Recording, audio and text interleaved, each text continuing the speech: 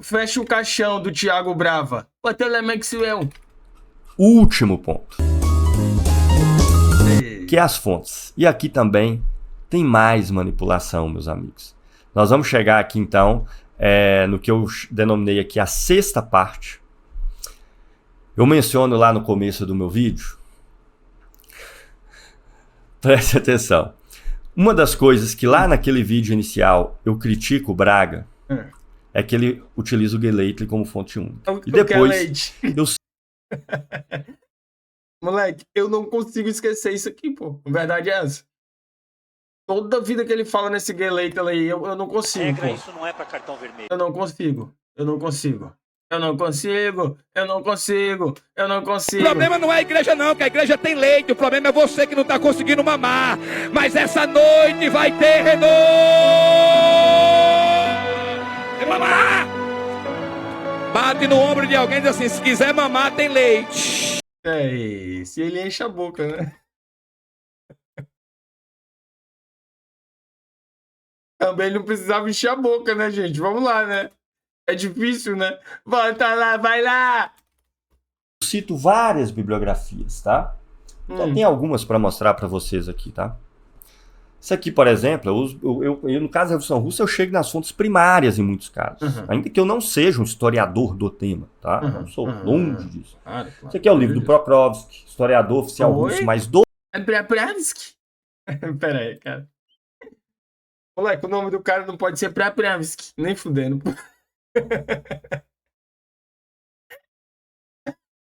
É mentira! Caralho, meu irmão! Não é possível. Os anos 20, antes de ter se transformado na bizarrice total sobre Olha aí a Bia, mas você ri de qualquer coisa mesmo. Ô, Bia, por favor. stalinismo. Eu mencionei Quando o Jaime bota um... Pera aí, naquele cara. vídeo. Tem a coleção de 11 tá volumes, quente demais, tá? do Eduard Carr, tá? E do Robert Davis, que é uma referência para estudo da historiografia soviética, amplamente usado por toda a historiografia séria. Tem bibliografias como, por exemplo, Memórias de um Revolucionário, do Victor Serge, que é os eventos que ele está presenciando quando ele está lá na Rússia. O Victor Serge é interessante porque ele chega lá no momento crítico da Guerra Civil, tudo que ele presencia. Você tem bibliografias primárias, em certo sentido, do Trepper, que foi o chefe da Do Trapper? Qual Trapper? O Matuê? Sente o cheiro, Matuê. Eu tô mamando estranho, rindo e mamando estranho, Orquestra Vermelha, que descobriu a invasão nazista e que Stalin não quis acreditar, mas o Trepper aqui, ele é excelente esse livro. Pô, cara, eu vou te falar, fica difícil pra gente também, hein, chefe? Ele era membro de uma agência de inteligência soviética. E ele presenciou tudo o que aconteceu na Rússia dos anos 20 até os anos 30, e todas as transformações e toda a mudança estrutural. Isso aqui nunca com a bibliografia totalista vai citar, porque mostra a ruptura total que aconteceu dentro da União Soviética dos anos 20 para os anos 30, né? E por aí vai, tá? E por aí vai. Eu mostrei esses livros lá naquele vídeo que eu fiz. Claro, eu menciono essa historiografia, eu vou falar do Marc Ferraud, vários historiadores que eu tenho livros deles aí e tudo mais. Então, para se esquivar dessa bibliografia toda, o que o nosso Thiago Braga fala naquele segundo vídeo dele? Ele fala, não, eu só considero bibliografias depois da abertura dos arquivos. Depois da abertura dos arquivos soviéticos, em 91. Porque todos os especialistas concordam, que toda a literatura que existe antes de 1991 ficou obsoleta. E com isso ele tira de letra, com esse argumento genérico, toda a bibliografia clássica sobre a Revolução Russa. E, meus amigos, deixa eu contar pra vocês. Ele torce pra times argentinos mesmo, tá?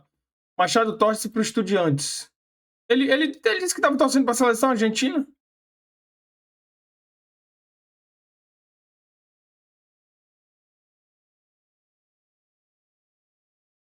Pronto, tá resolvido. Todos os historiadores, inclusive os totalitaristas, se vocês pegarem as fontes primárias, o que eles citam ali, que é bibliografia, que é documentos pós-1991, vai ser tipo 5, 6% da referência. Por quê? Porque é pouco importante essa referência pós-1991, ela é importantíssima. ela é tão importantíssima que eu adquiro, dentro daquela historiografia marxista, toda uma série de livros, tá? Que está inteira dentro dela. Por exemplo, sobre guerra civil, ó, do Jean-Jacques Marie, que é basicamente um compilado de documentação inédita pós-abertura dos arquivos soviéticos. Toda a coleção de 7 volumes do Rogovin, ó, a Via Alternativa ao Stalinismo, toda, e não é só baseada nos arquivos pós-1991, não. O Rogovin trabalhava lá dentro, perseguido, inclusive. Já estudava documentação que ninguém tinha acesso desde os anos 70, final de 60. E depois escreveu 7 volumes dele. Tá? Aqui o segundo. Tudo baseado nos arquivos pós-1991. Então, se eu quisesse falar que eu usava só esse tipo de bibliografia, eu falava. Você tem a história da Internacional Comunista do Bruet, que é toda baseada também nos arquivos pós-1991. Né? Então, a biografia do Stalin, do Jean-Jacques Marie, que eu já mostrei aqui, baseada nos arquivos pós-1991. Comunistas contra Stalin, do Pierre Bruet, que assim que saiu a edição em espanhol, eu importei ela, mas depois saiu em português. Ó. Que legal, pela Sanderman. Né? Então, isso aqui, isso é o que eu tenho físico, porque a maioria eu tenho, é só bibliografia, tá? É bibliografia de livros pós-arquivos de 1991. Então não tem nenhum problema para mim isso. Mas claro que ele também não pode querer usar essas bibliografias, porque ele vai falar, não, no vídeo dele, vocês têm que usar livros que são de grandes editoras ligadas a essas grandes universidades, que são algumas universidades americanas onde estão esses autores aí da escola totalitária. Então ele vai usar isso aí. Então esse tipo de coisa que eu estou mostrando aqui para vocês, como é editado pela Sanderman, ele vai falar assim, isso aí é editora de fundo de quintal feito por esses revolucionários aí. Muito cuidado com autores comunistas que publicam obras nessas editoras aí de fundo de quintal. Eu adoro, sabe por quê? Porque boa parte dos livros que ele mostra lá é publicado por essas editoras conservadoras que tem no Brasil hoje, que são, igual a Sanderman de fundo de quintal, essas são de fundo capital, que é uma republicação do livro que foi publicado lá fora.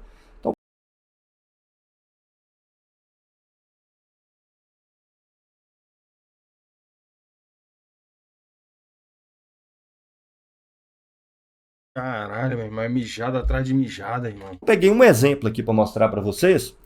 Por exemplo, o Pierre Bruet, que eu mostrei, que é a bibliografia do Trotsky, que eu tenho ela em francês porque nunca foi traduzida, nem para o espanhol.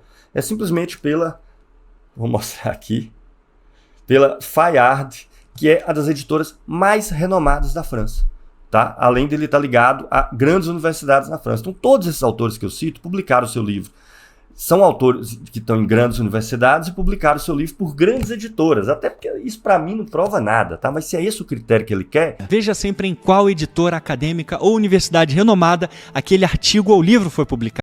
Mas aí, irmão, tudo que tu publicou ia ter... Aí é foda tu usar esse argumento aí, ô Brava. E aí é um argumento que é um tiro no teu pé, porra. Com todo respeito, porra. O argumento é um tiro no teu pé, porra.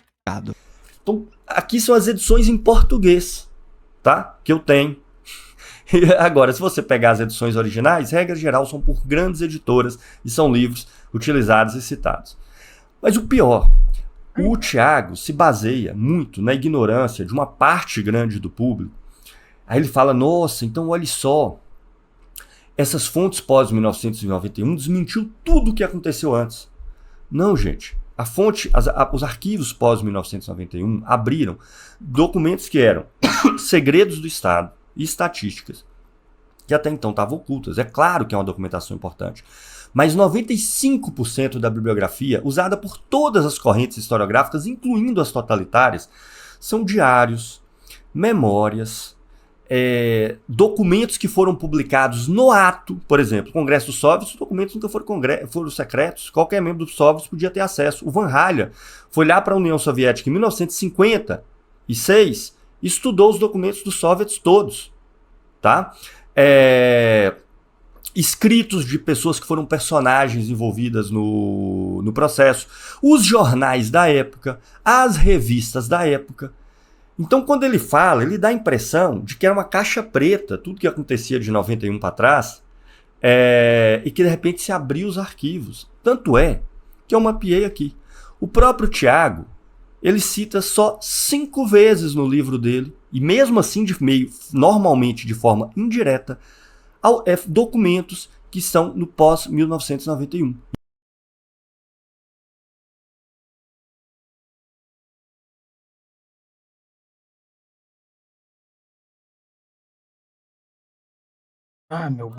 Inclusive, eu estou contando aqui, tá?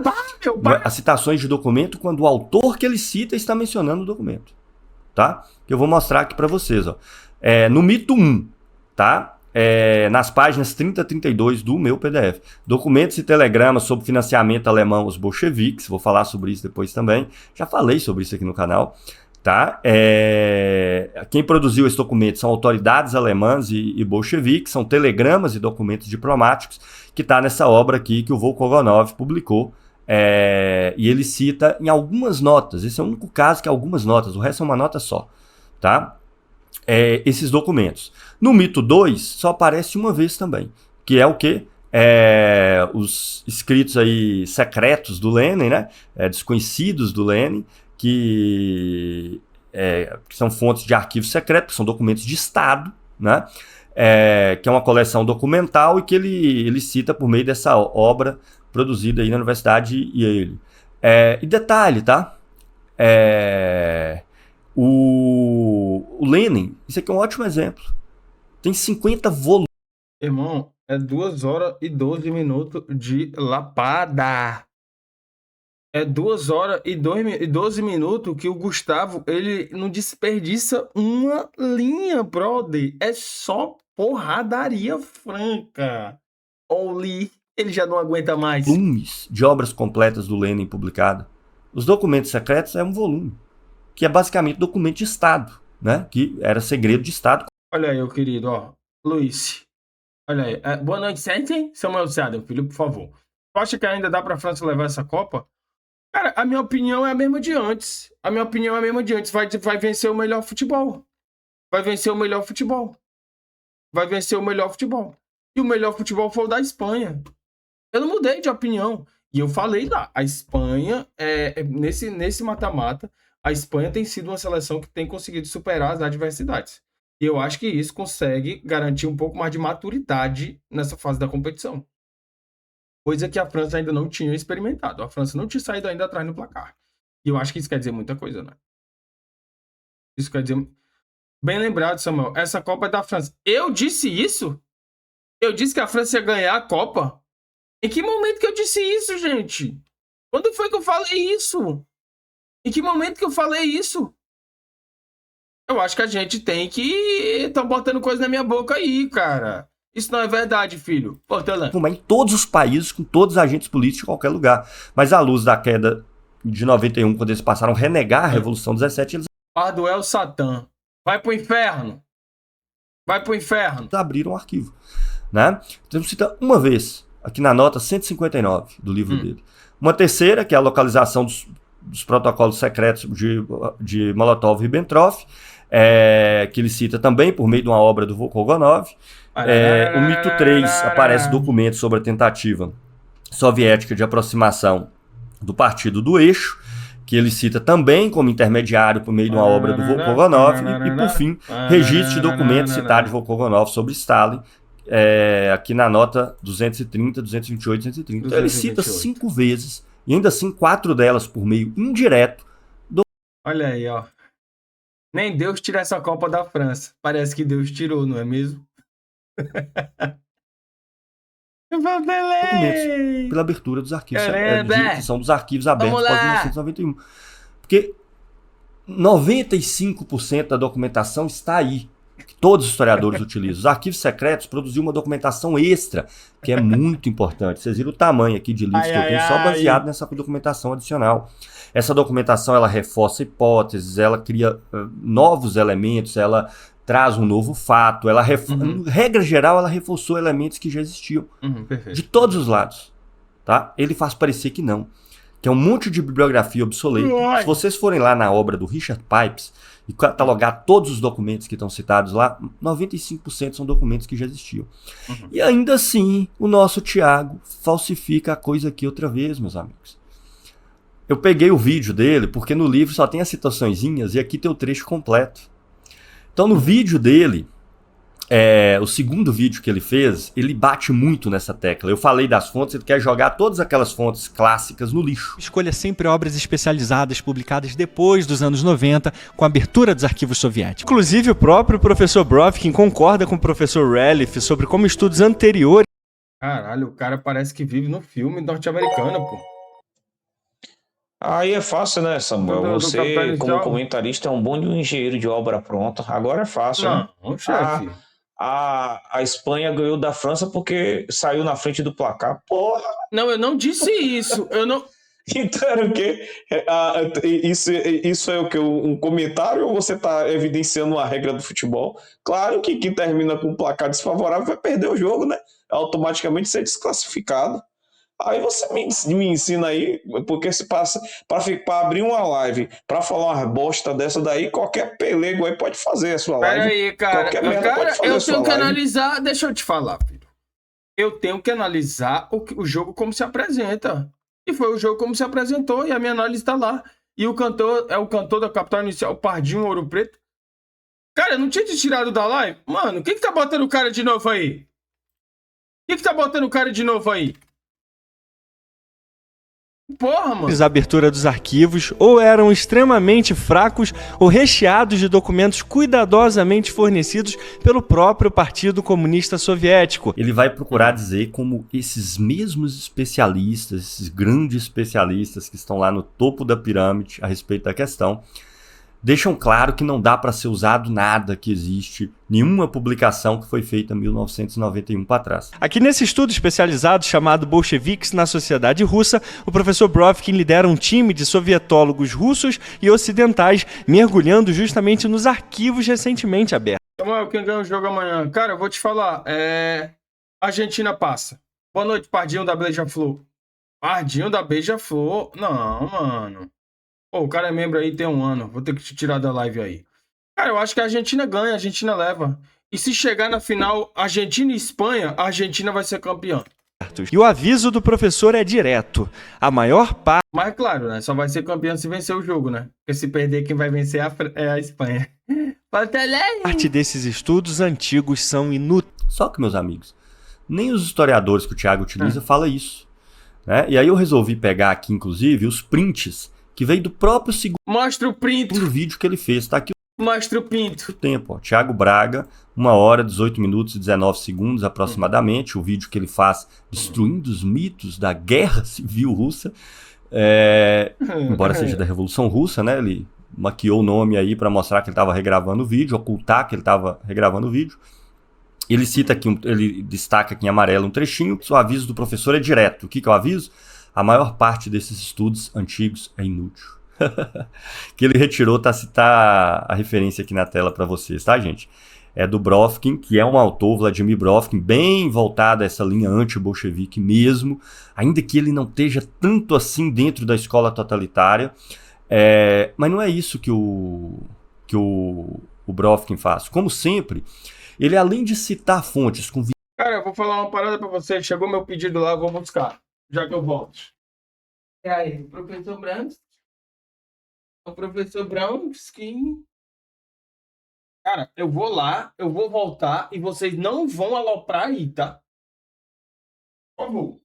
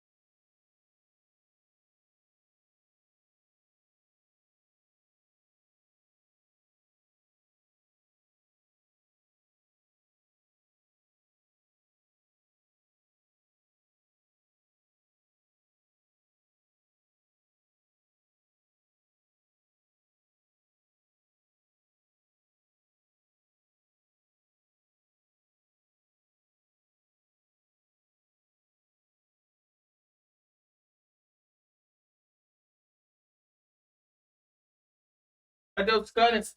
Caralho, mano, os caras saíram, mano. Inacreditável, tá? Os caras saíram. Os caras saíram, mano. Os caras saíram. Bizarro, tá? Pô, tá lá. Viés de informação, conforme a gente viu, ele manipula a fonte. Vamos ver aqui o trecho inteiro? Eu botei traduzido aqui para vocês verem. Então bota lá, vai lá. Com exceção das pesquisas realizadas na década de 1920, olha, ele já não pode citar isso aqui, porque isso aqui já quebra a ideia de que o stalinismo é uma mera continuidade do leninismo. Ou será que é coincidência? Com exceção das pesquisas realizadas na década de 1920, a maior parte da pesquisa soviética anterior a 1990 sobre a Revolução Russa é inútil. É isso. E ele nem sequer está falando dos estudos que existiram antes de 1990. Ele está falando dos estudos oficiais publicados pela União Soviética. Vou voltar aqui para relembrar vocês. Por isso que eu comecei. Boa noite, como está a sua... Boa noite, como está a sua comida aí, Zezé de Capardo? Deu pro motoboy comer, meu? Dei sim, pô. Dei sim. Eu fiz essa estruturação. Vamos voltar aqui que eu tenho que mostrar para vocês. De quem o Brovkin está falando ali é disso aqui, ó, meus amigos. Esses estudos que foram realizados antes de 1900. E mesmo nesse caso, ele está dizendo que dos documentos oficiais publicados pela União Soviética, aqueles que foram publicados durante os anos de 1920, que é exatamente o período da Guerra Civil, podem sim ser consultados. São sim dignos de nota. A abertura dos arquivos em 1991 não os derrubou, os corroborou. Ele não está falando desses escritos, né, que é a historiografia mainstream, amplamente dominante, da turma que historiograficamente estuda documentação, sem um viés tão claro, ainda que eles vão ter abordagens historiográficas e tudo. Ele não está falando nem sequer desses caras aqui. Ô, gente. Hã? Não fale mal do meu Tamir, ele é protegido. Cara, quem que tá fazendo essa porra, hein, cara? Quem que tá fazendo essa porra, hein? Que porra, mano? Tá? Ele tá falando bloquear o teu CPF, dos estudos soviéticos publicados antes de 1991, deixando claro que tem exceção de qual daqueles feitos em 1920. E ele até explica, ó, esses livros são, para não deixar dúvida, são ilustrações da linha do partido. Qual livro? Do Marc Ferrot? O do Eduard Carr? O do Pierre Brouet? Claro que não. E tem pouco a ver com a história. Eles contêm o número obrigatório de citações de Lenin e do secretário-geral do Partido Comunista da União Soviética, que pode ser ou Stalin, só no período Stalin, ou o Khrushchev, só no período Khrushchev, ou Brezhnev, só do período Brezhnev, além de algumas notas de rodapé citando arquivos inacessíveis aos historiadores ocidentais. A profissão do historiador na União Soviética respondeu lentamente à era da Glasnost. Ele está falando das publicações históricas oficiais da União Soviética. Meus amigos, ninguém nunca usou isso aqui como fonte historiográfica séria. Nem nos anos 40, nem nos anos 50, nem nos 60.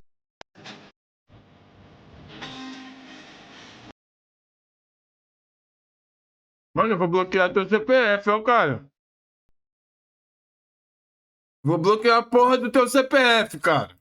70, nem nos 80. É essa a citação que ele faz aqui, né, como diz ele, do professor Brovkin, para corroborar que você pode desprezar todos os livros escritos antes de 1990. Por quê? Porque ele não quer consultar nenhuma das biografias clássicas sobre a Revolução Russa, que eu menciono naquele react ao vídeo dele, e ele quer, com isso, fazer de conta que ele está pegando os especialistas que passaram a existir pós-1991 e que são as grandes referências para se entender o processo, quando até isso também é mentira. Ele está pegando uma escola totalitária, com pílulas de uma história anglo-americana, revisionista, ignorando todo o resto, que é feito no mundo inteiro. Tá? Tem mais um trecho que ele mostra lá, peguei os trechos que ele mostra lá, sobre a Guerra Civil, que é muito interessante também. Esse aqui vem do livro do Mark Harrison, do Stephen Whitcroft, que é um historiador conhecido, que é até interessante esse livro aqui, tá? É um livro realmente interessante.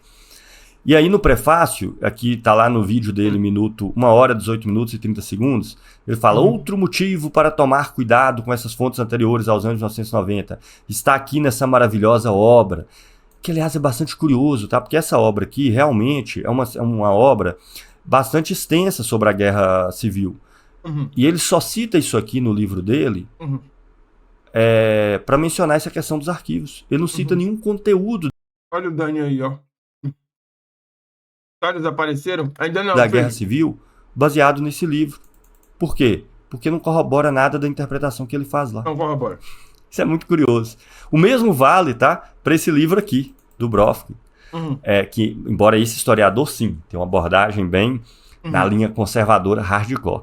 Então vamos lá, ele cita esse trecho aqui, ó. Vamos ler o trecho inteiro? Ele cita um trecho e o que está escrito logo abaixo.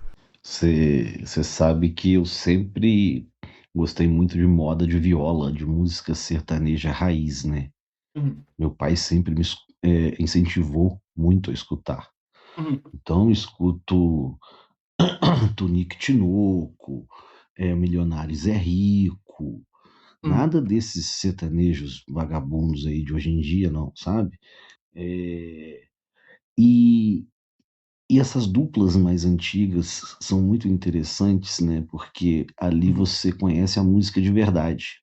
Mas o que eu mais gosto é o Tião Carreiro e Pardim.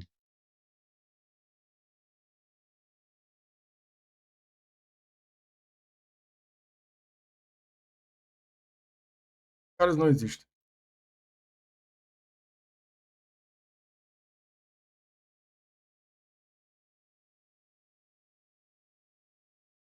Meu Deus.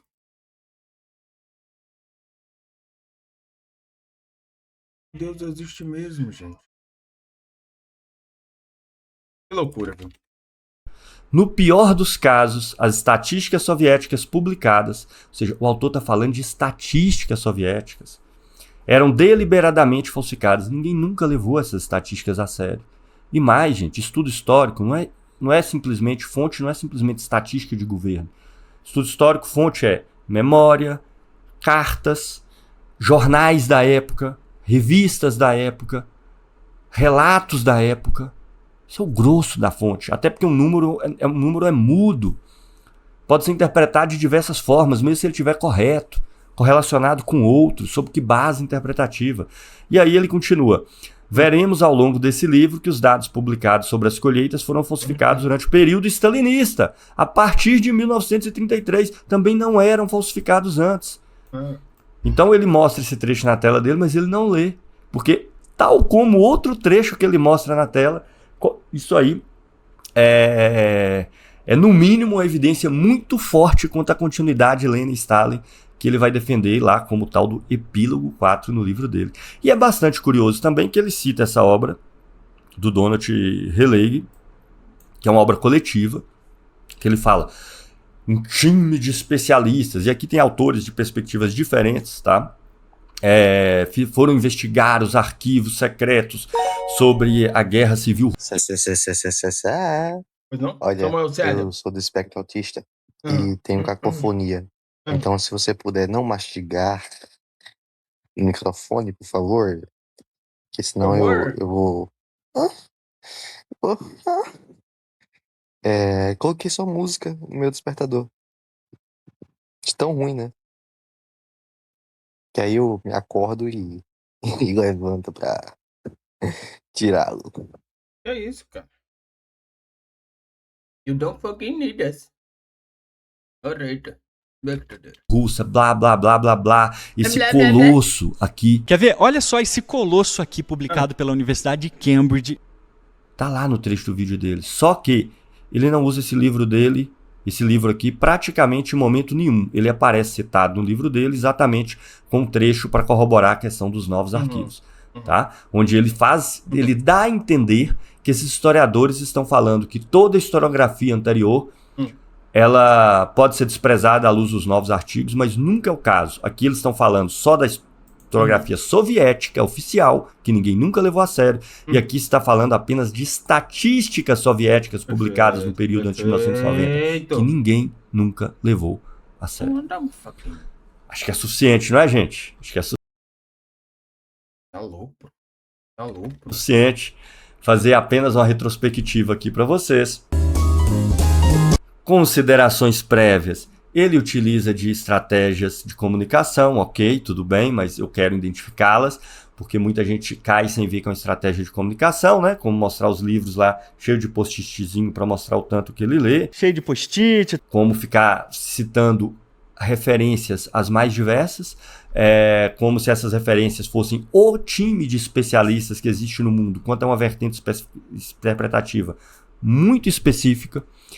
Ele construiu, como eu mostrei na minha parte 1, todo o arcabouço do livro dele, baseado numa biografia única, que era do Robert Gallatin. Marca texto. Com 2 ou 3 coisinhas que ele pensou em um lugar ou outro, mas a estrutura inteira é no Robert Gallatin, que eu denunciei num react meu, que eu mostrei a bibliografia relevante, e ele procurou descartar o grosso dessa bibliografia com esse argumento dos arquivos. Então, se fosse fino, talvez ele não tivesse descartado, né?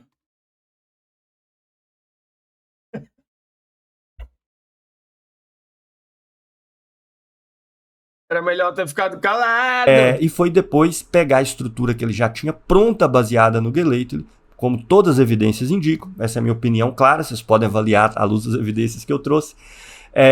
E reconstrói aqueles mesmos argumentos, pensando elementos desses autores, fazendo pior do que se pode chamar de historiografia, que é uma narrativa prévia, onde você faz seleção de fontes que corroborem aquela visão, onde você descarta todas as informações que não corrobora e onde você despreza aí você procura reinterpretar aquelas fontes que não podem ser ignoradas.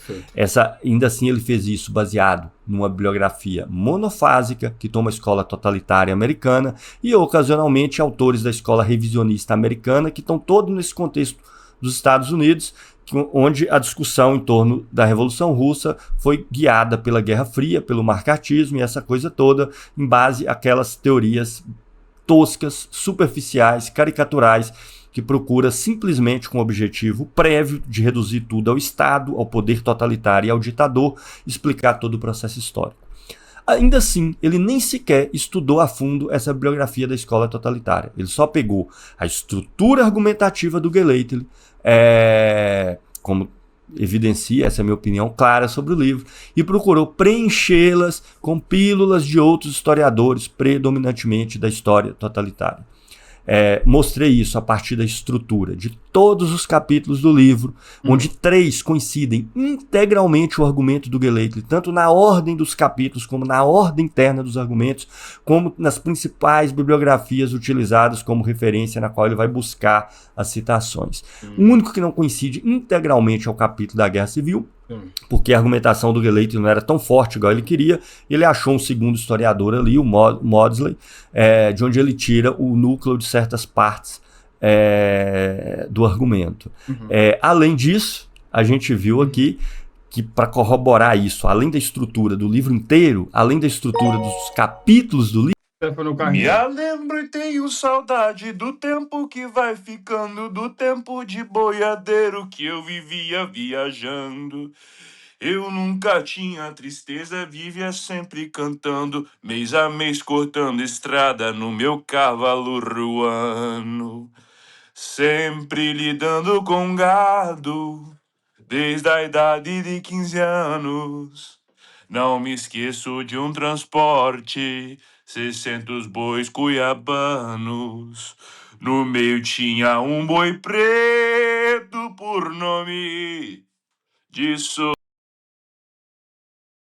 De quê?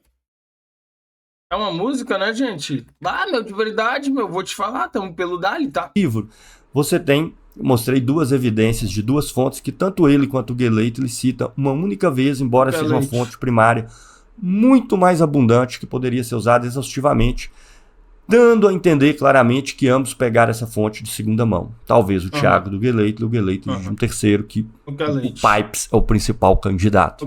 E por fim, a gente viu o exemplo de manipulação de fontes feitas não só pelo Thiago, que nem entende a manipulação de fontes que está acontecendo, mas pelos historiadores que ele utiliza. A começar pelo Gallatin e depois o Richard Pipes e todos os principais autores da bizarrice caricatural da escola totalitária dos Estados Unidos, que é o que ele acha que é a historiografia a nível mundial. Então peguei o caso dos soviets, que é bastante curioso, onde... Cadê a Loren mandou R$5? Sassassa, cadê a Lore? Dá dica pra eu me cagar no meu dato sábado. N tem essa aula no seu curso? Pergunta. Vai com calma, rapaz. Claramente, o único que verifica a fonte original é o Pipes, né, que é uma fonte muito conhecida por todos os historiadores que tratam do... A Lori vai acordar amanhã muito cedo, não pode vir, né?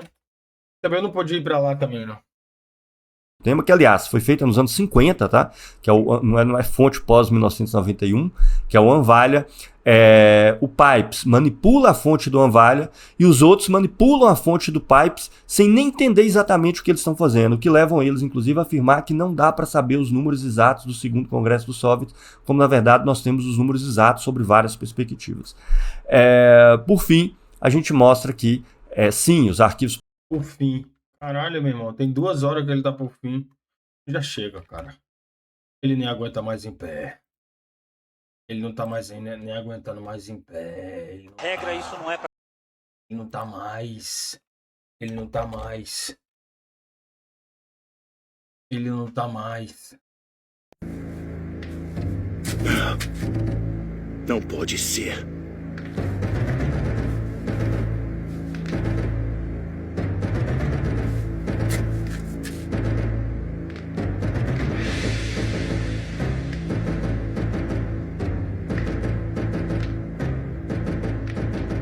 Depois de tudo aquilo, não conseguiria se mexer, muito menos se levantar.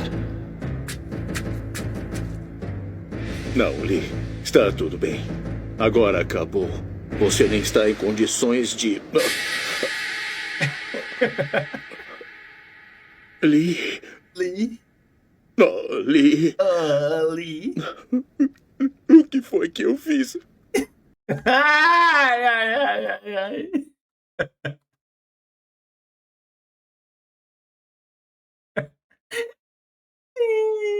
Ai, ai.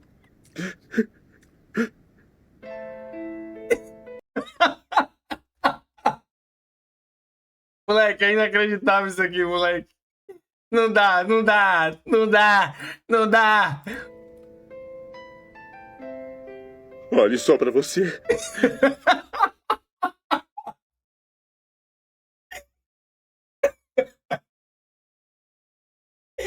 Cara, eu só consigo lembrar daquele meme quando o cara tenta empurrar mole, né?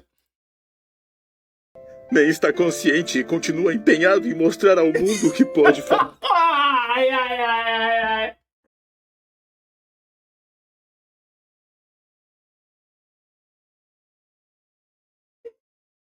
Caralho, ai, ai, ai, ai, ai. Caralho, meu irmão, que isso, cara?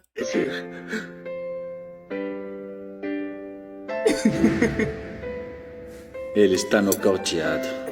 Tudo. Moleque, não dá, pô, não dá, não dá.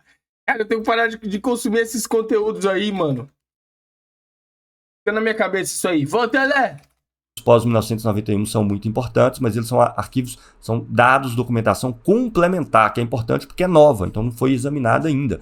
Mas essa documentação, ela está na esteira de uma documentação muito mais abundante, que é conhecida há décadas e usada por todos os historiadores.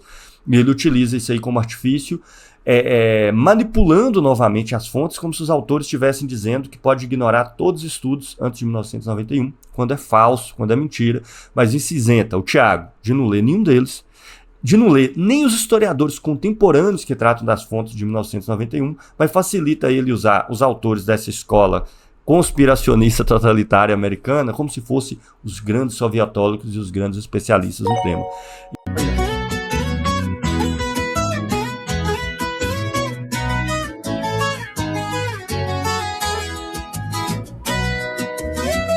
Escuta esse conselho, caboclo apaixonada.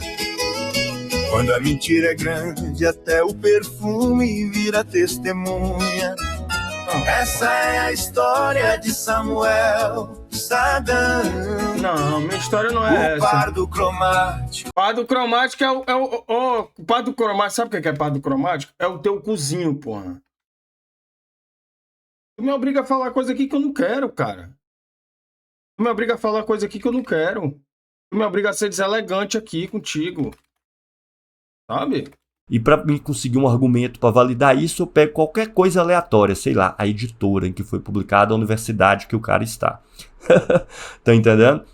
Então, esses são os elementos e eu vou fazer o próximo vídeo pegando o argumento central dos principais capítulos, 4 capítulos do livro. Olha o Jefferson, é a minha primeira vez na live, é assim mesmo? Não é não, filho. Aqui é live séria, cara. Aqui é live antropológica. Aqui é live séria, live antropológica. Tá certo? O livro dele. E mostrando a bizarrice quanto ao conteúdo. Pensando bem, talvez seja ainda mais inacreditável do que o que foi esse vídeo aqui. Olha, meu irmão. Ele prometeu que ia voltar. Que bizarro, cara.